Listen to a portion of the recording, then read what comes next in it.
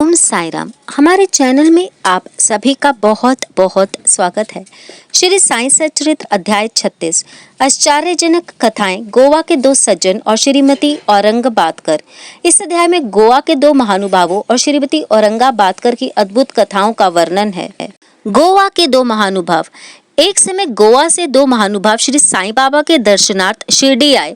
उन्होंने आकर उन्हें नमस्कार किया। यद्यपि वे दोनों एक साथ ही आए थे, फिर भी बाबा ने केवल एक ही व्यक्ति से 15 रुपए दक्षिणा मांगी, जो उन्हें आदर सहित दे दी गई। दूसरा व्यक्ति भी उन्हें सहर्ष 35 रुपए दक्षिणा देने लगा तो उन्होंने उसकी दक्षिणा लेना अस्वीकार कर दिया। लोगों को बड़ा आश्चर्य हुआ। उस समय श्यामा भी वहां उपस्थित थे। उन्होंने कहा कि देवा, यह क्या, ये दोनों एक साथ ही तो आए हैं। इनमें से एक की दक्षिणा तो आप स्वीकार करते हैं और दूसरा जो अपनी इच्छा से भेंट दे रहा है उसे अस्वीकृत कर रहे हैं। यह भेद क्यों? तब बाबा ने उत्तर दिया कि श्यामा, तुम नादान हो। मैं किसी से कुछ भी नहीं लेता। यह तो मस्जिद माई ही अपना ऋण मांगती है और इसलिए दान देने वाला अपना ऋण चुकता कर मुक्त हो जाता है। क्या मेरे कोई घर, संपत्ति या बाल बच्चे हैं जिनके लिए मुझे चिंता हो? मुझे तो किसी वस्तु की आवश्यकता नहीं है। मैं तो सदा स्वतंत्र हूँ। ऋण, शत्रुता तथा हत्या, इन सब का प्रायश्चित अवश्य करना पड़ता है और इनसे किसी प्रकार भी छुटकारा संभव नहीं है। तब बाबा अपने विशिष्ट ढंग से इस प्रकार कहने लगे। अपने जीवन के पूर्वार्ध में महाशय निर्धन थे। इन्होंने ईश्वर से प्रतिज्ञा की थी कि यदि मुझे नौकरी मिल जाए तो 1 माह का वेतन तुम्हें अर्पण करूंगा। इन्हें 15 रुपए माहवार की एक नौकरी मिल गई। फिर उत्तरोत्तर उन्नति होते होते 30, 60, 100, 200 और अंत में 700 रुपए तक मासिक वेतन हो गया। परंतु समृद्धि पाकर ये अपना वचन भूल गए और उसे पूरा ना कर सके। जब अपने शुभ कर्मों के ही प्रभाव से इन्हें यहाँ तक पहुँचने का सौभाग्य प्राप्त हुआ है, अतः मैंने इनसे केवल 15 रुपए ही दक्षिणा मांगी, जो इनके पहले माह की पगार थी। दूसरी कथा। समुद्र के किनारे घूमते घूमते मैं एक भव्य महल के पास पहुंचा और उसके दलान में विश्राम करने लगा। उस महल के ब्राह्मण स्वामी ने मेरा यथोचित स्वागत कर मुझे बड़ा स्वादिष्ट भोजन खिलाया। भोजन के उपरांत उसने मुझे अलमारी के समीप एक स्वच्छ स्थान शयन के लिए दिया और मैं वहीं सो गया। जब मैं प्रगाढ़ निद्रा में था तो उस व्यक्ति ने पत्थर खिसकाकर दीवार में सेंध डाली और उसके द्वारा भीतर घुसकर उसने मेरा खीसा कतर लिया। निद्रा से उठने पर मैंने देखा कि मेरे 30,000 रुपए चुरा लिए गए हैं। मैं बड़ी विपत्ति में पड़ गया और दुखित होकर रोता बैठ गया। केवल नोट ही नोट चुरा लिए थे, इसलिए मैंने सोचा कि यह कार्य उस ब्राह्मण के अतिरिक्त और किसी का नहीं है। मुझे खाना पीना कुछ भी अच्छा ना लगा और मैं एक पखवाड़े तक दलान में ही बैठे बैठे चोरी का दुख मनाता रहा। इस प्रकार 15 दिन व्यतीत होने पर रास्ते से जाने वाले एक फकीर ने मुझे दुख से बिलखते देखकर मेरे रोने का कारण पूछा। तब मैंने सब हाल उससे कह सुनाया। उसने मुझसे कहा कि यदि तुम मेरे आदेश अनुसार आचरण करोगे तो तुम्हारा चुराया धन वापस मिल जाएगा। मैं एक फकीर का पता तुम्हें बताता हूँ। तुम उसकी शरण में जाओ और उसकी कृपा से तुम्हें तुम्हारा धन पुनः मिल जाएगा। परंतु जब तक तुम्हें तुम्हारा धन वापस नहीं मिलता, उस समय तक तुम अपने प्रिय भोजन त्याग दो। मैंने उस फकीर का कहना मान लिया और मेरा चुराया धन मिल गया। तब मैं समुद्र तट पर आया, जहाँ एक जहाज खड़ा था जो यात्रियों से ठसाठस भर चुका था। भाग्यवश वहाँ एक उदार प्रकृति वाले चपरासी की सहायता से मुझे एक स्थान मिल गया। इस प्रकार मैं दूसरे किनारे पर पहुंचा और वहां से मैं रेलगाड़ी में बैठकर मस्जिद माई को आ गया। कथा समाप्त होते ही बाबा ने श्यामा से उन अतिथियों को अपने साथ ले जाने और भोजन का प्रबंध करने को कहा। तब श्यामा उन्हें अपने घर लिवा ले गया और उन्हें भोजन कराया। भोजन करते समय श्यामा ने उनसे कहा कि बाबा की कहानी बड़ी ही रहस्यपूर्ण है, क्योंकि ना तो वे कभी समुद्र की ओर गए हैं और ना ही उनके पास 30,000 रुपए ही थे। उन्होंने कहीं भी यात्रा ही नहीं की, ना उनकी कोई रकम ही चुराई गई और ना वापस आई। फिर श्यामा ने उन लोगों से पूछा कि आप लोगों को कुछ समझ में आया कि इसका अर्थ क्या था? दोनों अतिथियों की घिघियां बंद गईं और उनकी आंखों से आंसुओं की धारा बहने लगी। उन्होंने रोते रोते कहा कि बाबा तो सर्वव्यापी, अनंत और पर ब्रह्मा स्वरूप हैं। जो कथा उन्होंने कही है वह बिल्कुल हमारी ही कहानी है और वह मेरे ऊपर बीत चुकी है। वह महान आश्चर्य है कि उन्हें यह सब कैसे ज्ञात हो गया। भोजन के उपरांत हम इसका पूर्ण विवरण आपको सुनाएंगे। भोजन के पश्चात पान खाते हुए उन्होंने अपनी कथा सुनाना प्रारंभ कर दिया। उनमें से एक कहने लगा, घाट में एक पहाड़ी स्थान पर हमारा निवास स्थान है। मैं अपने जीवन निर्वाह के लिए नौकरी ढूंढने गोवा आया था। तब मैंने भगवान दत्तात्रेय को वचन दिया कि यदि मुझे नौकरी मिल गई तो मैं तुम्हें 1 माह की पगार भेंट चढ़ाऊंगा। उनकी कृपा से मुझे 15 रुपए मासिक की नौकरी मिल गई और जैसा कि बाबा ने कहा उसी प्रकार मेरी उन्नति हुई। मैं अपना वचन बिल्कुल भूल गया था। बाबा ने उसकी स्मृति दिलाई और मुझसे 15 रुपए वसूल कर लिए।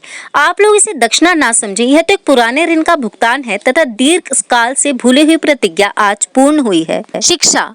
यथार्थ में बाबा ने कभी किसी से पैसा नहीं मांगा और ना ही अपने भक्तों को ही मांगने दिया। वे आध्यात्मिक उन्नति में कांचन को बाधक समझते थे और भक्तों को इसके पाश से सदैव बचाते रहते थे। भगत महालसापति इसके उदाहरण स्वरूप हैं। वे बहुत निर्धन थे और बड़ी कठिनाई से ही अपने जीवन बिताते थे। बाबा उन्हें कभी पैसा मांगने नहीं देते थे और ना ही वे अपने पास की दक्षिणा में से उन्हें कुछ देते थे। एक बार एक दयालु और साहृदय व्यापारी हंसराज ने बाबा की उपस्थिति में ही एक बड़ी रकम महालसापति को दी, परंतु बाबा ने उनसे उसे अस्वीकार करने को कह दिया। अब दूसरे अतिथि अपनी कथा सुनाने लगे। मेरे पास एक ब्राह्मण रसोइया था जो गत 35 वर्षों से ईमानदारी से मेरे पास काम करता था। बुरी लतों में पड़कर उसका मन पलट गया और उसने मेरे सब रुपए चोरी कर लिए। मेरी अलमारी दीवार में लगी थी और जिस समय हम लोग गहरी नींद में थे, उसने पीछे से पत्थर हटाकर मेरे सब 30,000 रुपयों के नोट चुरा लिए। मैं नहीं जानता कि बाबा को ये ठीक ठाक धनराशि कैसे ज्ञात हुई। मैं दिन रात रोता और दुखी रहता था। एक दिन जब मैं इसी प्रकार निराश और उदास होकर बरामदे में बैठा था, उसी समय रास्ते से जाने वाले एक फकीर ने मेरी स्थिति जानकर मुझसे इसका कारण पूछा। मैंने उसे सब हाल सुनाया। तब उसने बताया कि कोपरगांव तालुके के शिरडी ग्राम में श्री साईं बाबा नाम के एक औलिया रहते हैं। उन्हें वचन दो तथा अपना रुचिकर भोज्य पदार्थ त्याग मन में कहो कि बाबा, जब तक मैं तुम्हारे दर्शन न कर लूंगा उस पदार्थ को कदापि ना खाऊंगा। तब मैंने चावल खाना छोड़ दिया और बाबा को वचन दिया कि बाबा, जब तक तुम्हारे दर्शन नहीं कर लेता तथा मेरी चुराई गई धनराशि नहीं मिलती तब तक मैं चावल ग्रहण नहीं करूंगा। इस प्रकार जब 15 दिन बीत गए तब वह ब्राह्मण स्वयं ही आया और सब धनराशि लौटाकर क्षमा याचना पूर्वक कहने लगा कि मेरी ही मति भ्रष्ट हो गई थी जो मुझसे आपका ऐसा अपराध बन गया। मैं आपके पैर पड़ता हूँ, मुझे क्षमा करें। इस प्रकार सब ठीक ठाक हो गया। जिस फकीर से मेरी भेंट हुई थी तथा जिसने मेरे को सहायता की, वह फकीर फिर मेरे देखने में कभी नहीं आया। मेरे मन में श्री साईं बाबा के दर्शन की, जिनके लिए फकीर ने मुझसे कहा था, बड़ी तीव्र उत्कंठा हुई। मैंने सोचा कि जो फकीर मेरे घर पर आया था वह साईं बाबा के अतिरिक्त अन्य कोई और नहीं हो सकता, जिन्होंने मुझे कृपा कर दर्शन दिए और मेरी इस प्रकार सहायता की। उन्हें 35 रुपयों का लालच कैसे हो सकता था? इसके विपरीत वे अहेतुक ही आध्यात्मिक उन्नति के पथ पर ले जाने का पूरा प्रयत्न करते हैं। जब चोरी गई राशि को मुझे पुनः प्राप्त हो गई तब मेरे हर्ष का पारावार न रहा। मेरी बुद्धि भ्रमित हो गई और मैं अपना वचन भूल गया। कुलाबा में एक रात्रि को मैंने साईं बाबा को स्वप्न में देखा। तभी मुझे अपनी शिरडी यात्रा के वचन की स्मृति हो आई। मैं गोवा पहुंचा और वहां से एक स्टीमर द्वारा मुंबई पहुंचकर शिरडी जाना चाहता था, परंतु जब मैं किनारे पर पहुंचा तो देखा कि स्टीमर खचाखच भर चुका है और उसमें बिल्कुल भी जगह नहीं है। कैप्टन ने तो मुझे चढ़ने नहीं दिया, परंतु एक अपरिचित चपरासी के कहने पर मुझे स्टीमर में बैठने की अनुमति मिल गई और मैं इस प्रकार बंबई पहुंचा। फिर रेलगाड़ी में बैठकर यहाँ पहुंच गया। बाबा के सर्वव्यापी और सर्वज्ञ होने में मुझे कोई शंका नहीं है। देखो तो हम कौन हैं और कहाँ हमारा घर है। हमारे भाग्य कितने अच्छे हैं कि बाबा हमारी चुराई गई राशि वापस दिलाकर हमें यहाँ तक खींच कर ले आए। आप शिरडी वासी हम लोगों की अपेक्षा सहस्त्र गुना श्रेष्ठ और भाग्यशाली हैं, जो बाबा के साथ हंसते खेलते मधुर भाषण करते और कई वर्षों से उनके समीप रहते हैं। यह आप लोगों के गत जन्मों के शुभ संस्कारों का ही प्रभाव है जो कि बाबा को यहाँ खींच लाया है। श्री साईं ही हमारे लिए दत्त हैं। उन्होंने ही हमसे प्रतिज्ञा कराई तथा जहाज में स्थान दिलाया और हमें यहाँ लाकर अपनी सर्वव्यापकता और सर्वज्ञता का अनुभव कराया। श्रीमती औरंगाबादकर सोलापुर के सखाराम औरंगाबादकर की पत्नी 27 वर्ष की दीर्घ अवधि के पश्चात भी निसंतान ही थीं।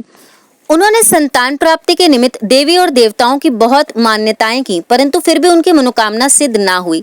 तब वे सर्वतः निराश होकर अंतिम प्रयत्न करने के विचार से अपने सौतेले पुत्र श्री विश्वनाथ के साथ लेकर शिरडी आईं और वहां बाबा की सेवा कर 2 माह रुकी।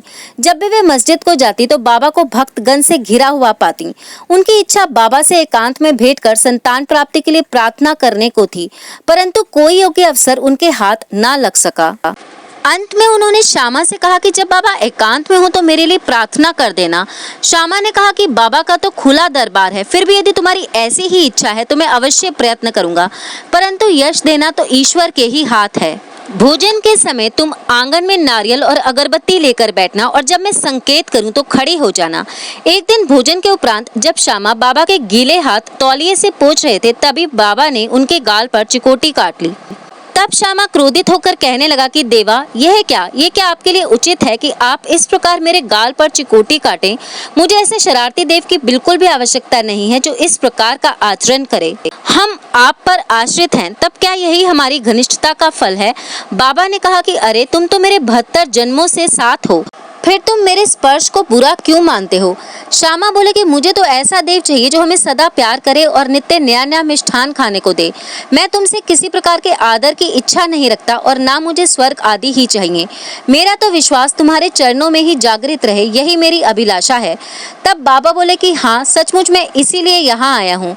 मैं सदैव तुम्हारा पालन और उदार पोषण करता आया हूँ, इसलिए मुझे तुमसे अधिक स्नेह है। जब बाबा अपनी गादी पर विराजमान हो गए, तभी श्यामा ने उस स्त्री को संकेत किया। उसने ऊपर आकर बाबा को प्रणाम कर उन्हें नारियल और अगरबत्ती भेंट की। बाबा ने नारियल हिलाकर देखा तो वह सूखा था और बचता था। बाबा ने श्यामा से कहा कि यह तो हिल रहा है, सुनो ये क्या कहता है। तभी श्यामा ने तुरंत कहा कि यह बाई प्रार्थना करती है कि ठीक इसी प्रकार इनके पेट में भी बच्चा गुड़गुड़ करे, इसलिए आशीर्वाद सहित इन्हें यह नारियल लौटा दीजिए। तब फिर बाबा बोले कि क्या नारियल से भी संतान की उत्पत्ति होती है? लोग कैसे मूर्ख हैं जो इस प्रकार की बातें करते हैं। श्यामा ने कहा कि मैं आपके वचनों और आशीष की शक्ति से पूर्ण अवगत हूँ और आपके एक शब्द मात्र से ही इस बाई को बच्चों का तांता लग जाएगा। आप तो टाल रहे हैं और आशीर्वाद नहीं दे रहे हैं। इस प्रकार कुछ देर तक वार्तालाप चलता रहा। बाबा बार बार नारियल फोड़ने को कहते थे, परंतु श्यामा बार बार यही हट पकड़े हुए थे कि इसे उस बाई को दे दो। अंत में बाबा ने कह दिया कि इसको पुत्र की प्राप्ति हो जाएगी।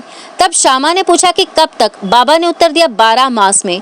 अब नारियल को फोड़कर उसके 2 टुकड़े किए गए। एक भाग तो उन्होंने खा लिया और दूसरा भाग उस स्त्री को दे दिया। तब श्यामा ने उस बाई से कहा कि प्रिय बहन, तुम मेरे वचनों की साक्षी हो। यदि 12 मास के भीतर तुमको संतान ना हुई तो मैं इस देव को सिर पर ही नारियल फोड़कर इसे मस्जिद से निकाल दूंगा, और यदि मैं इसमें असफल रहा तो अपने को माधव नहीं कहूंगा। जो कुछ भी मैं कह रहा हूँ इसकी सार्थकता तुम्हें शीघ्र ही विदित हो जाएगी। 1 वर्ष में ही उसे पुत्र रत्न की प्राप्ति हुई और जब वह बालक 5 मास का था, उसे लेकर वह अपने पति सहित बाबा के श्री चरणों में उपस्थित हुई। पति पत्नी दोनों ने ही उन्हें प्रणाम किया और कृतज्ञ पिता ने 500 रुपए भेंट किए, जो बाबा के घोड़े श्यामकरण के लिए छत बनाने के काम आया। श्री सद्गुरु साईनाथ अर्पण अस्तु। शुभम भवतु।